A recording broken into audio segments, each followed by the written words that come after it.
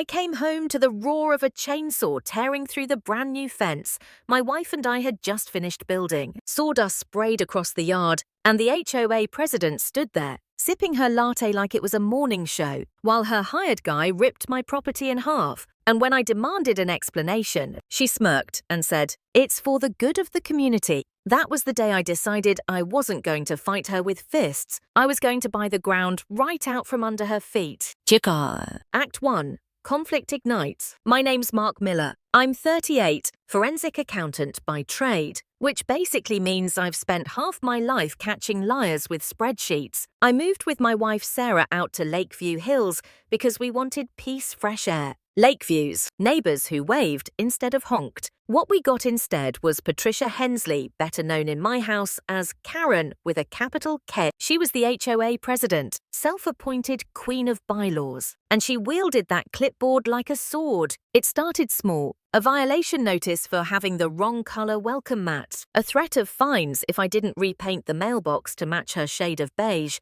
Dumb stuff. Neighbours whispered about her, but nobody stood up to her. Then came the fence. Sarah and I had spent 3 weekends sweating under the sun, measuring boards, staining panels. It wasn't perfect, but it was ours. One Saturday morning, I heard the chainsaw. By the time I sprinted to the yard, half the fence was gone. A contractor I'd never met stood there cutting through posts, and Patricia, sunglasses on, coffee cup in hand, watched like she was inspecting a job she'd ordered. "What the hell are you doing?" I shouted. She raised a folded flyer like it was the Constitution. "Community access pathway. This fence violates it. Consider this corrective action." It wasn't a permit. It wasn't even signed. Just a piece of paper she'd typed up herself. Sarah nearly cried. Weeks of work, destroyed in minutes, and Patricia smiled. "Relax, Mark. It's for the good of everyone." I wanted to scream, maybe even rip that chainsaw out of the guy's hands. But I didn't. I clenched my fists, bit my tongue, and told myself, "Don't get mad. Get even." That night, Sarah said maybe we should just drop it. We moved here for peace. Maybe she's not worth the fight. But I looked at her, at the broken fence outside our window, and I promised her I'll fight her where it hurts, not with yelling, with paperwork. Just all. Act 2. Escalation and the twist. I started digging. County property maps, tax assessor records, survey files that hadn't been touched in decades. And there it was, the strip of land Patricia claimed as community property. It wasn't hers. It wasn't even the HOA's. It was an orphan parcel, taxes unpaid for years, headed to auction. For a moment, I hesitated. Sarah was scared. What if this makes her angrier? What if she comes after us harder? And I'll admit, I doubted myself, sitting there with spreadsheets and parcel maps at 2ECA. I wondered if I was turning into the villain obsessed, vindictive. Maybe the smart move was to sell the house, walk away, let Karen rule her little kingdom. But then our neighbour, Fred, eccentric old guy with a yard full of garden gnomes, saw me pacing one evening. He grinned and said, "Give her hell, kid. Bullies only understand losing." Something about that hit me. I wasn't crazy. I wasn't overreacting. I was standing up to a bully. So I went to that auction, and for 117, I became the legal owner of the land Patricia had chainsawed through. The next morning, while she was at her yoga class, I had a professional crew install a 10-foot black iron fence. By the time she came out with her latte, her shortcut was sealed tight. She dropped her cup right on the pavement when she saw it. Priceless. But Patricia didn't take humiliation well. First came fake utility orders, guys with clipboards claiming they had permits to dig up my fence line. I called the city, put them on speaker, and exposed the forgery in front of everyone.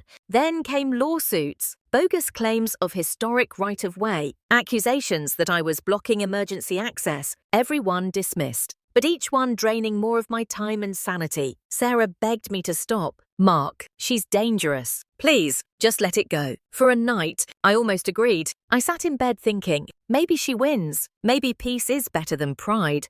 But then fate handed me the ace I needed. When one of Patricia's backhoe crews walked off in frustration, the foreman slipped me a folder. Inside, complaints, invoices, and records of Patricia's shady deals, kickbacks, embezzlement, HOA funds misplaced into accounts tied to her relatives. And then came the bombshell, another orphan parcel, This one wasn't by the fence, it was under her property, specifically her shiny new 3-car garage. For $82 at auction, I owned a third of Patricia's garage. That's when I knew I wasn't just fighting for dignity anymore. I was about to end her reign completely. Act 3. Climax and Justice. I hired a lawyer. We drafted a letter, either pay me obscene rent for the land under her garage or demolish it within 30 days. When the process server handed her the notice, Patricia's face drained of color. She tore it up, screaming in the street. But the law doesn't care about tantrums. Her allies started abandoning ship. The HOA's treasurer quit. The landscaper refused to work with her. Rumors spread fast, rumors. I quietly fed with the documents I'd collected. Finally, I called for a special HOA meeting. Dozens of neighbors showed up. Patricia marched in, trying to look composed. But the cracks showed. I laid it all out. The fake surveys, the missing funds, the kickback invoices, and then the cherry on top security footage of Patricia sneaking out at night to spray paint my fence with insults. Gasps filled the room. Board members resigned right there. Patricia tried to shout over me, waving her gavel like a weapon. This is slander. None of this is true. That's when the police, who I'd asked to wait outside, stepped in. They had warrants, forgery, embezzlement, vandalism. Neighbors filmed as Patricia, the self-proclaimed queen of Lakeview Hills, was cuffed and led out of her own meeting. Her reign ended not with triumph, but with humiliation. Wow. Final beat. Her house went into foreclosure. A young family bought it. The HOA voted in a new board. Calmer, fairer. Sarah and I finally rebuilt our fence, this time with neighbors helping, not sneering. But the best part, the land Patricia once claimed as her community shortcut is now a little garden where kids play.